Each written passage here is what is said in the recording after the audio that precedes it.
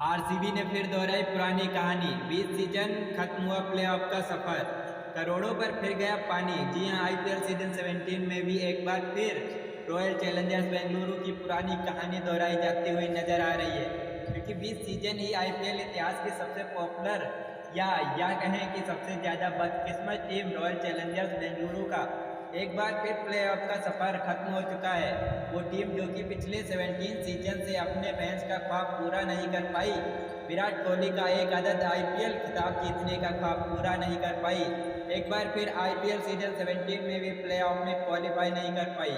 और इसके पीछे यूँ तो कई वजह हैं, लेकिन अगर खास तौर से वजह ढूंढी जाए तो एक बात साफ नजर आती है कि इस बार आईपीएल सीजन 17 में जिस टीम के साथ आरसीबी खेलती हुई नजर आई, वो टीम बिना जज्बे के, बिना जीत की भूख के साथ मैदान पर उतरी थी। और उसका नतीजा कुछ ऐसा रहा कि जहां एक और सिर्फ 8 मुकाबले में ही आरसीबी प्लेऑफ की रेस से बाहर हो चुकी है, विराट कोहली और आरसीबी के फैंस का सपना टूट चुका है, तो वहीं करोड़ों पर पानी फिर चुका है।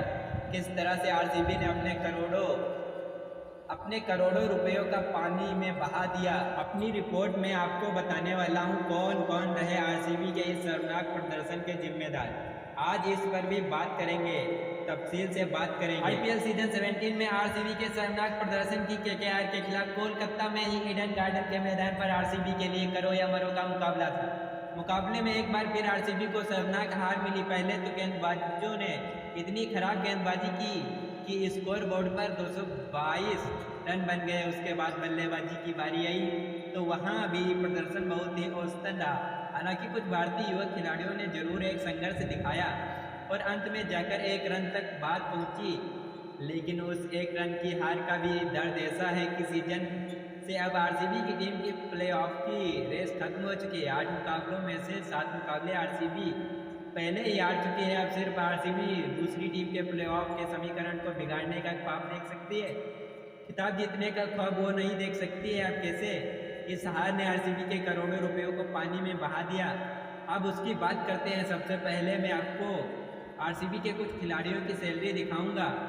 उन देसी खिलाड़ियों की सैलरी की बात नहीं करेंगे जो कि 50 लाख या 80 लाख या 75 लाख या कुछ और कीमत पर होते हैं।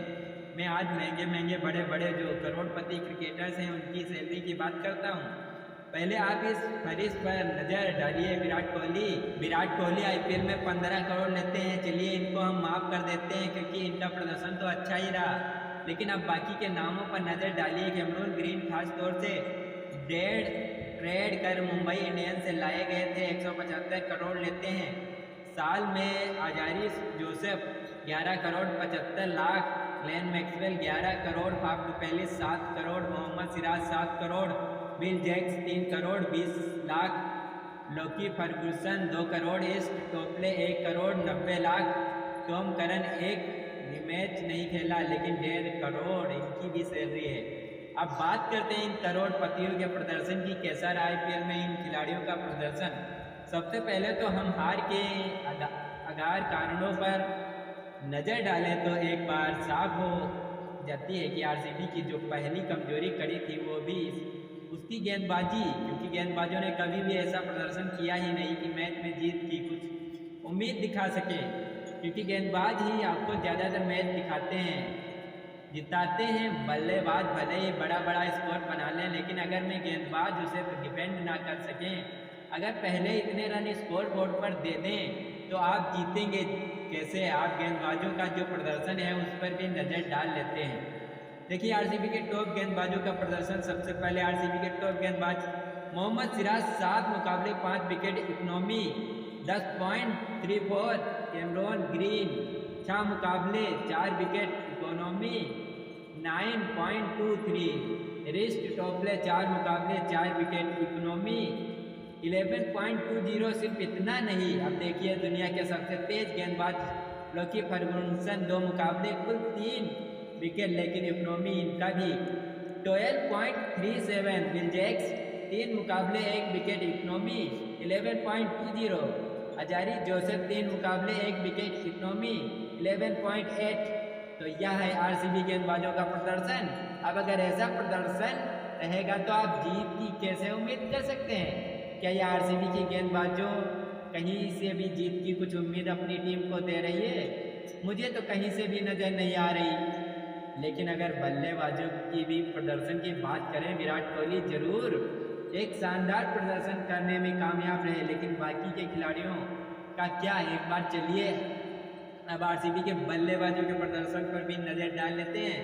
तो आरसीबी के टॉप बल्लेबाजों की बात की जाए, विराट कोहली ने जहां 8 मुकाबलों में अब तक 379 रन्स बनाए हैं, बल्लेबाज का औसतन 63.7 का, तो ही दिनेश कार्तिक 8 मुकाबलों में 251 रन बना चुके हैं। इनका भी बल्लेबाजी का औसत 62.7 का है। लेकिन जो बड़े बड़े नाम हैं, कप्तान फाफ डुप्लेसी 8 मुकाबले 239 रन, स्ट्राइक रेट में 152 का, लेकिन औसत सिर्फ 29.8। अहम मुकाबलों में कुछ खास नहीं।